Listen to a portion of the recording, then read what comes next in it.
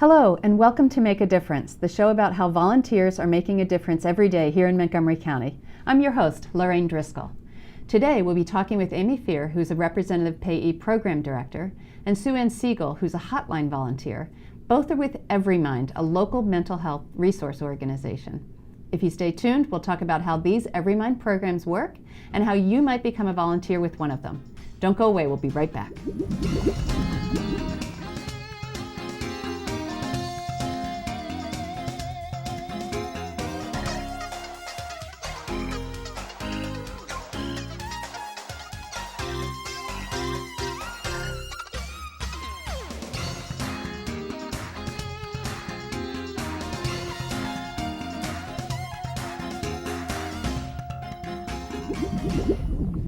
Welcome back to Make a Difference. I'm your host, Lorraine Driscoll. We're here with representatives from EveryMind, a leading mental health resource in the DC region, offering direct services, information, and referrals for all ages, from school-age children to veterans to older adults.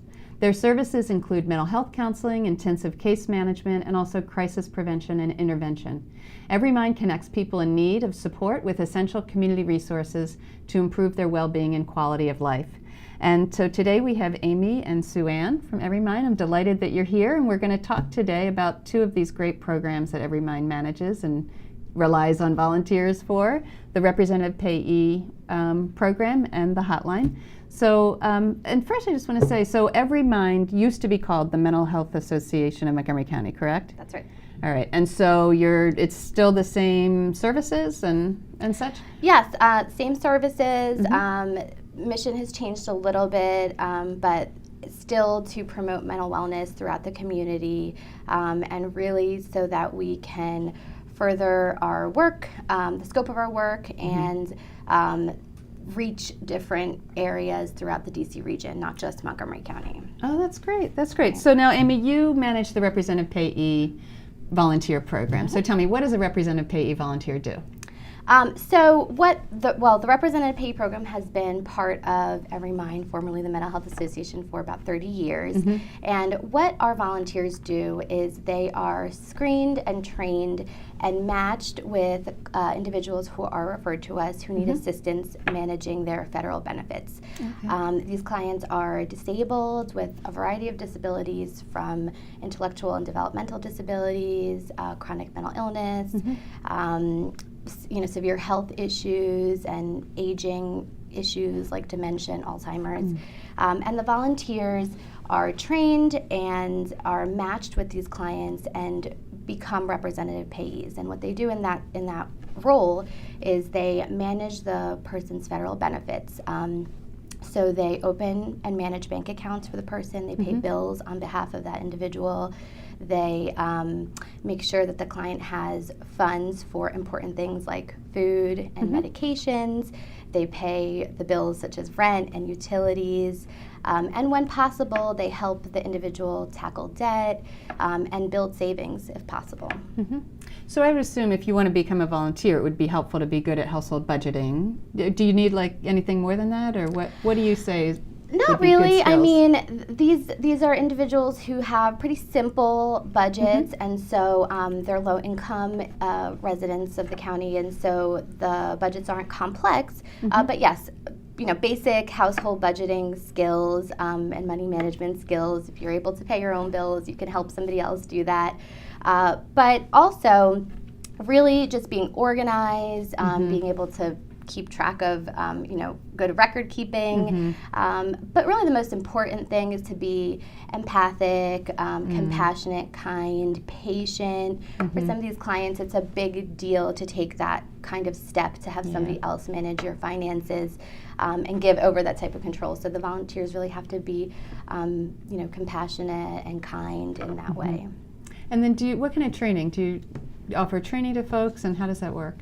Yes, so training is, the initial training is about 2.5 hours, and mm-hmm. each client has a very different situation and circumstances, so it's really hard to have a one-size-fits-all kind of training. So is it kind of like once you're matched with the person, then you sort of, yes. Okay. So once you're matched, there's so much ongoing supervision and training that we provide as staff to really help the volunteer feel comfortable. And so, but the initial training is about 2.5 hours. And then really the bulk of the training is ongoing as they're working with the client and after they've been matched with the client. Okay, cool. And then, what's the time commitment? Like once a month or twice a month? What should people figure they're counting on? So the time commitment is about 4 to 6 hours a month. About half of that is actually going out and seeing your client and giving them the spending money, the money for food, groceries, things like that. And then the other half is sort of the bill paying part, writing checks or paying bills online, reconciling, the bank account, making sure the budget is matches the budget that's been created with the client. And then we ask for a 1-year commitment because it is a big responsibility. Right. But we've had so much success with volunteers who work with their client long term. I mean, we've had some volunteers who've worked with their client for 10, 12, 15 years. So these are really warm relationships. Oh, yeah. That's wonderful. Yeah. And so if people are interested in volunteering, how do they contact you? How do they find you? So they can they can go on the website, and there is which is every-mind.org. And there's an application online. They can also reach out to Pamela Lee, who is our volunteer coordinator, just by calling our main number and asking for her, or calling her extension. And that's sort of how you start. And we hold sometimes 1 to 2 trainings a month. It sort of depends on the month, and we try to make them daytime and evening trainings so they're accessible to people who want to come and learn about the program. All right. Well, thank you for telling us about that. I'd like to shift now to Sue Ann, talk about the other program that we're here to let interested volunteers learn about today. So you are a volunteer with the Hotline. And so tell me first, if someone is interested in reaching the Hotline, if someone needs help, let's first start with that, and then we'll jive. So if someone needed help, how would they reach the Hotline? First I want to explain a little bit about the Hotline. Okay. You want to do that? Sure. So the Montgomery County Hotline provides supportive listening and crisis intervention via the Hotline, the National Suicide Lifeline, the Montgomery County Youth Crisis Line, and we have a text and a chat line. Oh, wow. All the various services are accredited by the American Association of Suicidology. All the services are free and confidential to anyone living in the D.C., Maryland area. It's important to note that you do not have to be in a crisis to reach out and to contact us. We are here for anyone who needs to be heard, and we're here to listen.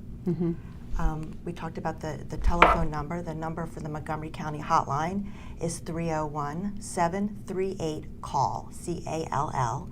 And the telephone number for the National Suicide Lifeline is 1-800-273-TALK. So both of those numbers feed into the program that you volunteer with. Okay. Correct. All right. Well, so tell me, so what is the role of a call counselor? Okay, a call counselor handles incoming phone calls from all demographic groups and backgrounds. It can range from someone who's lonely, who just needs to talk, to an individual who needs immediate resources, and to someone who is about to take their own life. So very sick. So, and the time commitment and the shift, so a volunteer on the Hotline is? So a shift, you're committed to 1 shift a week, which is about 4 hours, give or take. There can be sometimes an emergency, it can go a little longer. Right. And you do, I guess, about 1 shift a week, and then once you've gone through the training, your commitment is a minimum of 1 year. Okay, and so the big important thing is the skills and the training. So what do people who might want to volunteer? What kind of people might be appropriate for this sort of role? I think anyone who is a good listener, who has empathy, and is a team player. We all work together. We support each other. So on a shift, you're not alone. What does the shift feel like? So a shift usually is around about 2 people. That's what we try, because the Hotline does run, 24 hours, 7 days a week. Right. And the times, you become very close with your shift partner. However, your shift partner can change because people have things that come up in life and they can't make their shift, and we're really flexible that way. And So people trade off? We trade off. If you reach out to someone to cover for you, that's not a problem. We really, really are a supportive group. Oh, it sounds like a lovely community. And so what does a session, what's a typical, or what are some of the things that might come up when you're managing the call center, when you're a volunteer shift? My last shift, I would say it was a 4-hour shift. I received about 10 phone calls, and a wide range. It can be, one was a mother looking for psychiatric resources for her daughter. One call was a youth who had just trying to navigate his LGBT community and kind of also learning how to arm himself for a lot of anti-gay rhetoric that he was experiencing at school. And I also had a elderly man who was concerned for his safety because his son had stopped taking his medication that he really needed. Oh, so the training for this volunteer role is I hear it's extensive and really certified training? Yeah, so our training is about 56 hours, and about 36 of it, or 39, is in the classroom. And we do role playing and typical phone calls and things like that. And you're really equipped. We also provide our volunteers with continuing education. Okay. So you're working on your skills you already have, but also learning about new skills or new ways to tackle a phone call, so that we can give each caller, the best support that we can. Oh, that's great. Now, you are Volunteer of the Year, I hear. What is it about the program that made you want to get involved and then stay with it? Well, it was an honor to be Volunteer of the Year. I love giving back to my community. This community has been part of my life for 50 years and for my families. And there are people that call are people just like you and me. We all have times in our life where we feel vulnerable. And it's nice to reach out. And some of us have great support networks, like our family. But some people don't feel comfortable reaching out to their support group. And sometimes it's easier to call and talk to a stranger and kind of keep that anonymity and and that confidentiality that we promise. Right. Oh, that's great. And the Representative Payee program, those are very meaningful relationships as well. Can you tell me? Absolutely. So really, for the volunteers, I think what it comes down to is that they are helping these individuals who don't have a family member or a friend who can step in and help them to maintain their independence by, being able to continue to live in their home, because the finances that have been difficult for them to manage are now taken off their plate. So they can maintain that independence, they can avoid crises situation like eviction or utility shut off, and they can have the funds that they need each month for food and medications, and they just don't have to worry. Right, so a lot of connection and purpose in both of these roles. Right. So tell me again, if someone's interested in volunteering in either of these roles, how do they reach your organization?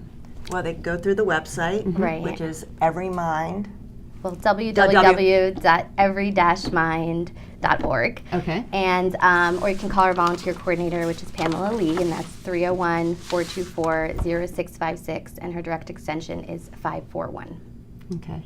Well, I am very grateful that you guys could join us today. It's been wonderful to hear about these. Yeah. I mean, it's wonderful. I want to volunteer for both of these programs. You should. I want to live in your program now. Great. No, I mean, they both sound great. Great training, great community, great purpose. So thank you so much for joining us, Amy and Sue Ann. We're Thank you very very grateful much. to you. Thanks. So we've been talking today with Amy Fear, Representative Payee Program Director at EveryMind, and Sue Ann Siegel, a Hotline volunteer with EveryMind.